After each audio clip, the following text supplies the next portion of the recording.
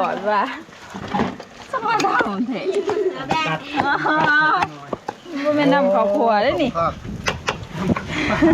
ใช่แม่เปล่าจังจะไปไม่ขนาดเว้นมาขนาดโอ้ผู้ที่ห้ามาไงมากินกับอันนั้นแม่ซุยอยู่ที่หัวแปดหัวได้ซุยที่หัวติ้งค่ะลองปืนใหม่เนาะปูปลาซิวปลาซิวเดี๋ยวก็สิวร้ายเนาะบนหาจะคมหรอกเนาะเพราะว่าย่ำกินดอกเขาย่ำเขาซุกเกี่ยวเขาแล้วมันอาจจะออกมันอาจจะคมยุบนิดนึงเนาะเปล่นเนาะผู้ที่บริกินต้องผัวตัวน่ะเป็นสุรวุฒิห้ามากใหม่เนาะเขาต้องมาขุด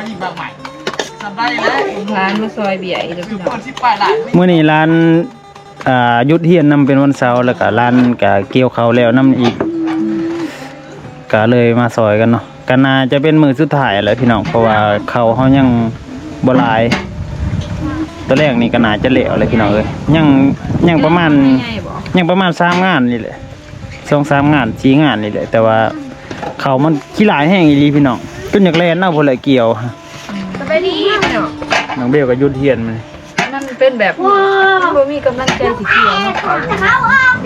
ตั้งเด้2 คนจะนี่เนาะโย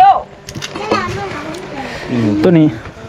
เป็นหน้าล่าจะบ่ได้เข่าเอ้ยเป็นเมื่อยเป็นปีนี้หลายๆคนก็ลุบเนาะบ่แม่นว่าแต่เฮาดอกบ่ได้ลุบเพราะว่ามันเป็นเพิ่นว่าวิกฤต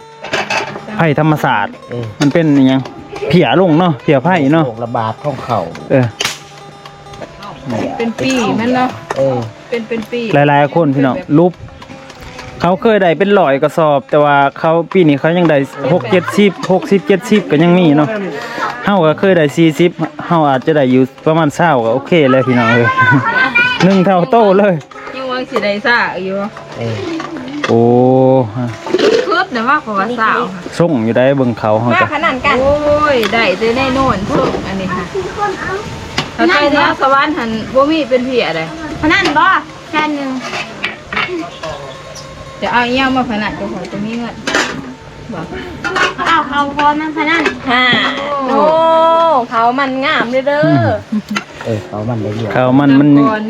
ทายมันลงดินพูนเขามันจังสิเกี่ยวให้ยสิยิบที่ไหนมันสิบ่พอนี่นะเพราะเขาเพิ่นกระสุกอยู่ให้1 งาน 1ให้ใหญ่1แต่ว่ายังบ่ทันพากันเกี่ยวอยู่นี่คนเกี่ยวแต่มันสุกแล้วแต่ว่าปีนี้เพิ่นบ่ได้ถือเบิดนั่นแหละอยู่ทงใดหน้าไผก็ถือเบิดแต่ว่าบางคนถือหน่อยบางคนถือหลายเนาะมันเป็นเพียไผเนาะของบ่าวสุกเพิ่นปีนี้แบบจุดสิบ่ได้ฮอดเข่านะพี่น้องปีนี้ฮะบ่าวสุกเพิ่นก็ยังบ่ทันได้ถอกอยู่เขาเพิ่นน่ะแต่เขาเป็นเขาดอกคือกันกับเฮานี่แหละแต่ว่ามันคล้ายๆให้ใหญ่เฮาเลยครับเอ้ยของบ่าวสุกคล้ายๆนั่นเลยแต่ว่ามันกว่านั้นแต่ว่ามันบ่มีมากซ้ำตัวนี้ซะซ้ำของเฮาซะเป็นแบบใหม่ไปเลยเป็นตะวันซะเลี้ยงเขาเป็นเมื่อยบ่หลอกนะเบิ่งจะคล้องหน้าเพิ่นจะบ่อยู่เกี่ยวเขานะไปผู้ตะวันเด้เป่าจะบ่อยู่เพื่อนบ่ได้แน่นเนาะแน่นบ่ยามใดแล้วมันก็เมื่อยแน่เขาเพิ่นน้ำท่วม2 มื้อน้ำท่วม2 มื้อตั้งแต่พุ่นแหละท่วมแต่ด้นแล้วแหละช่วงมันก้มๆช่วงมันบ่ทันได้กำลังมันสิมานะทางเข้าขึ้นเด้เฮ็ดมาแทบจะแต่ว่าเขายังได้เลย100 ป้าย100เป็น100เขานะแต่ว่าปีนี้อันใดบ่ถึงว่า20ซะ20ไปหรือว่าปีนี้เลือกแค่เส้นนึงมันเป็นไฮใหญ่ๆดิใหญ่กว่าของเฮาอีกพ่อพาเรียกเอาบ่ได้แม่นี่แบกคือว่าแหละอู้แล้วยังแต่สมัยที่เอาไว้ได้ให้เมนูก่อนก็เอาไว้ขึ้นก็ได้เอาไว้เอาเมื่อให้เท่าแม่นี่ป้าเนี่ยเอาบอกไม่ใหญ่ลูกเลยมักทุนนะ ขึ้นก่อยเอง เอาซ้ำหนึงนะเอาซ้ำอันนั้นหนึงมาก่อยกัน บ่เขาขันนี่เขาขัน เออผัดมันก็ม่วน โอ้บ่พูดเอากระเททีมนะ โอ้ ป่าเยอะแยะ เอามื่อให้แม่ใหญ่เราเฮ็ดกินตะแลง เมื่อเขาก็อุ้ไว้อีกมาเขาก่อนหมด แหลกก็อู้ในปลาแหลกก็ ผู้ใดทาอันนั้นก่อนทาอู้สุกก่อนจังขวาอันนั้นมา เห็ดของกินขาของเขาไป เจ้าเฮ็ด แล้วเห็ดหลาบป้าไปสื่อป้ามาเดี๋ยวใจเดี๋ยวสาวผัดมันใหญ่เสร็จ ทาไผ เห็ดกินไปทาเฮ้านี่แหละ เอา เอาไปแม่ผมว่ายาแล้วคงกินร้ายเลยจะคิดว่าอันนั้นมาซอยก็ได้แบบเห็ดคือ โอเคพี่น้อง เดี๋ยวคนอยากเห็ดกินเห็ดยาก็มาเหมือนนี้กัน มีปีกหมูน้ำมือตำหมูน้ำ พอทุกวัน ยังเลยจะน้อยจังครัวก็ได้ เห็ดพี่น้องเดี๋ยวเราเจอกันอีก จะขันใส่มะนาวก่อนก็ได้ มันจะมึงแล้วข สิ นาด ซุกเลยทางนี้ เกียดแม่ ทางนี้สิซุกเลยโอ้ยหมายเลย ที่เต้นจะมีบ่ คุณเล่นในโกกู นี่มีกบทั้งหมด ก็มีได้เบาอันเด็กก็สิงไทยก่อนว่าสักวันทำเถอะบ่แม่นนำครอบครัวได้นี่ ก็ให้แม่เปล่าจัง เอาป้าดิคือบ่ใส่ปลาแดกเอ้า ขั้นแล้วก็จะไปล้างเพื่อนขันไม้ล้างเอาขี้ออก หนัก บางรายขันไม้ บนในปล่อยป้าแล้ว โอ้เข็มจะ ที่ชิมเบิ่งอยู่ดอกเป็นอะไรลำมันได้ชิม หน้ามันก็บ่มีอีกนะ แซ่บแซ่บคือเอาคนนี้ ใช่นี่น่ะ เอาแต่ประเทศทีมมุตระเลย ปิ่งก็ไหม้พี่น้องเอ้ย โอ้ย ไหม้ดำคือเลย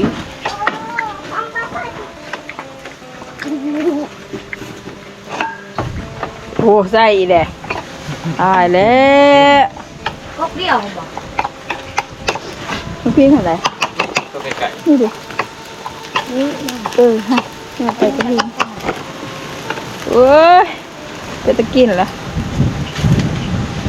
บริพูดบริพูดของไปให้มันหอดปก โอ้ขุดของสิเฮ็ดได้แล้วนี่ขนาดอาบอะไรก็ยังบ่หอด อันนี้เหรอ กุ๊กเตย ย่ำหน้าวันนี้ค่ะกระดาษหนาให้มันได้เปื้อนแล้วก็เบิ่งน้ำไล่กันกำลังตกเลยเปื้อนแล้วเลยเสน่ห์ไพ่อาไพ่เห็ดเนี่ยกระทาเสน่ห์กุ๊กอันกุ๊กเตยห้องอยู่กลาง จนมันถี่อัน มันมีหนามกุ๊กเตยห้องมันต้องการหนามเนี่ย มันตกปลูกหล้างห้องน้ำพูด หนามเตียงตลอด หอมบัวก็จนใบมันโกง แซ่บพี่น้อง หนาม แซ่บ ดีไปล้างมือมันนะไปล้างไม้ จับตีนคอละ เพิ่นจะหนาคอนเทศพี่น้องเอ้ยแซ่บแน่นอน มันจะหน่อยจะอาบน้ำได้รู้อ่ะ ตัดตอน ให้ละอาบน้ำรู้อ่ะ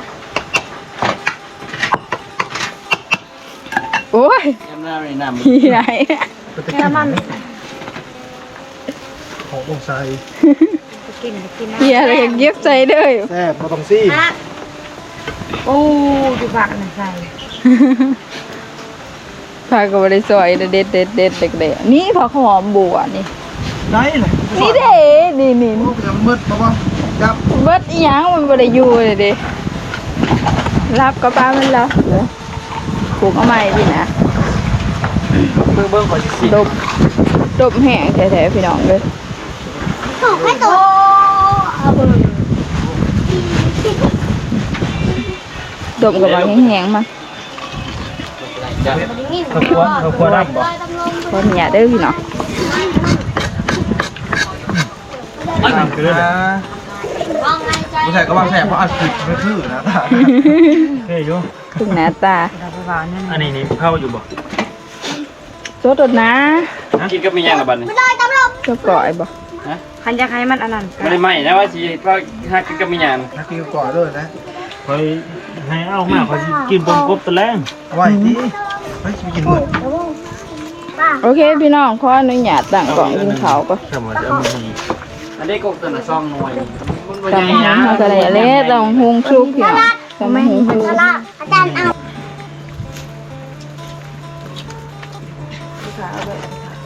เ คือเอากับเบิ่งมันนั่นแหละเอาเป็นแซ่บ มาพี่น้องน้องมือมีก่อยป้าคมลำก่อยเพียป้าเนาะ น้องกำลังกินเลย เป็นน้องไม่ นี่ยังไม่โดนตัวพี่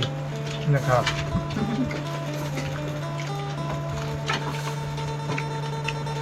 กินชื่อมันอ่อน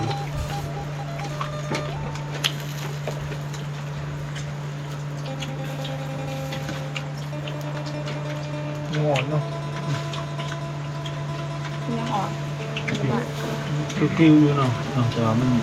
บ่ค่อยเผ็ดนะ มีเพื่อนบอกเองลูกในนี้เพื่อน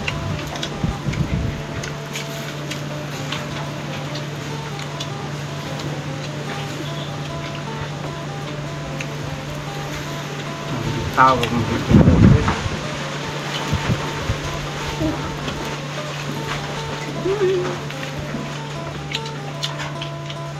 นั่งหนึ่งงั้น แล้วมันมีครับ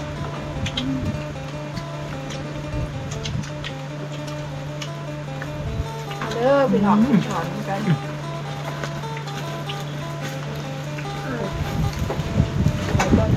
มีความจะแข็ง พ่อแหละชอบมาก ขาไม่ขาว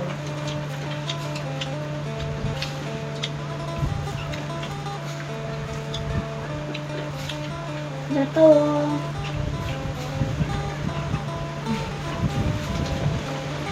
ทั้งอุ โยนกัน เรียกว่าโต ทั้งอุทั้งมันก่อย มันจะเป็นอย่างนี้ นั่นแหละ หนูว่ามันกับโตนี่ ถ่ายมูทางใจกล้า เด็กนี่เด็กนี่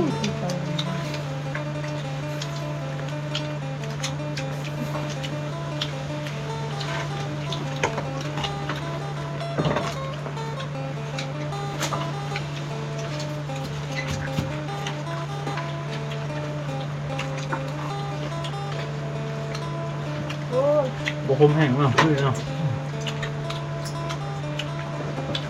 มันขมุน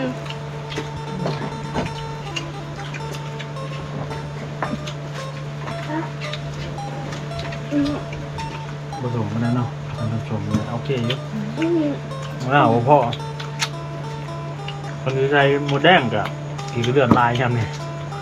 คือเดือนเราใต้แดดคือเดือนเราใต้แดด เดือน ได้กินกินพวกนี้ไอ้ ยากว้าว มีเค้ก เอาเลยจะไหนหนอ ครบอยากกินชวน มันกลืนโตจังกัน มันไม่คนตัวเดียวพวกมึงหมู เอามือดวงเลย ไม่กระห้ามเมื่อไปนี่เนาะ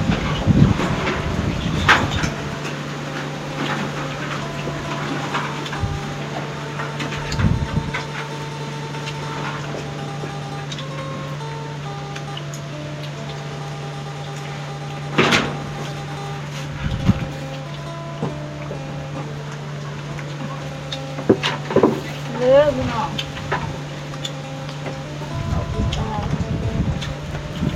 เรียนเพื่อนเรียนเพื่อน สวยก่อนก็เป็นกระแสไปนะ ใส่เล็ก เอ๊ะเพิ่มก่อยพี่ แค่เล็กซื่อ เบิ่งมันดำอะไรหรอ ๆนะมันก็ยากเนี่ย สุด คือตอนแบบคือตอนเอาขึ้นมาแปลหน้าใหม่ๆนั่นนี่แหละนี่คือตอกคือตุ้ม สดๆเกินอ่ะสด สดท้องแผลแบบเอาขึ้นมาเนี่ยขอยเลยแล้วนะ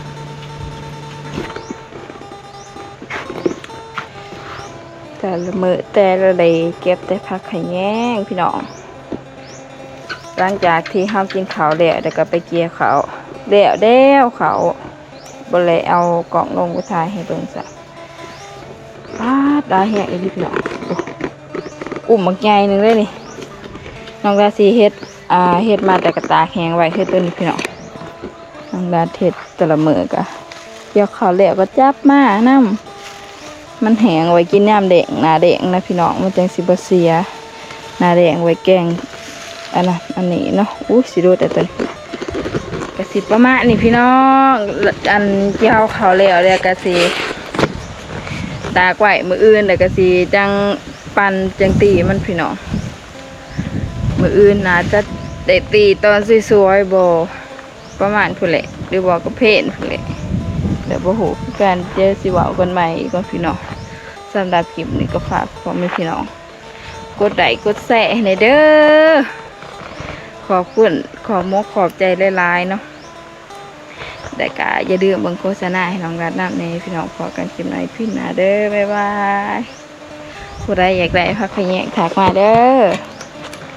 สิไว้เป็นของฝากพี่น้องไว้ให้อันนี้ยังบ่ทันอยากเบิดอยู่เลยให้ตะกะนะสำหรับปลูกผักขะแยงอย่างเดียวรถนะพี่น้องกันอยู่ไกลตลาดหิ้งไหวไปขายนี่มัด3,000ใหญ่ๆเบิดตัวเล่นนี่นะ